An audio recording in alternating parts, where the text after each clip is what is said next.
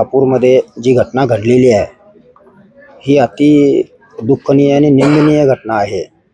युवा पिढीला माझी एक विनंती आहे की असं कृत्य न करता काही असा प्रकार आपल्या माध्यमातून घडत असेल किंवा चालू असेल तर मुलगी असेल किंवा मुलगा असेल यांनी संबंधित आपल्या आईवडिलांना किंवा आईवडील ऐकत नसतील तर परिसरातील पंचमंडळी असतात, आपले मोठे लोक असतात, त्यांच्या निदर्शनाला आणून देऊन हे असली काम व्हायचं हे थांबलं पाहिजे आणि हा विचार केला पाहिजे। कारण आज ज्या घरातला होतकरू मुलगा गेला आहे त्या आईला देखील आणि त्या वडिलांना देखील तितकंच दुःख आहे की ज्या घरातली मुलगी गेलेली आहे त्या आईवडिलांना पण तितकंच दुःख झालेलं आहे। तर हे ह्यांनी रागाच्या भरात कोणीही काही केलं असेल किंवा करून घेत असेल तर ह्या स्तराला जाऊन हे असं करू नये। युवा पिढीनं आपल्या परिसरातील मोठ्या व्यक्तींना हे त्यांनी निदर्शनाला आणून देऊन हे आपलं पुढचं जे असले जे हे काम होणार आहे, वाईट काम होणार आहे, बंद करावं हीच विनंती मी आपल्या युवा पिढीला देऊ इच्छितो।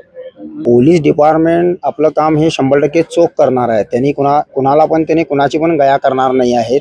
कारण का हे कुठल्या राजकीय हेतून किंवा कुठल्याही दुसऱ्या मार्गाने झालेलं नाही आहे।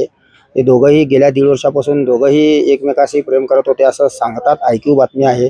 दोघंही फिरत होते, दोघंही चर्चा करत होते, दोघांच्या कुटुंबामध्ये पण चर्चा होत होती असं त्यांच्याच सांगण्यावरनं कळतं।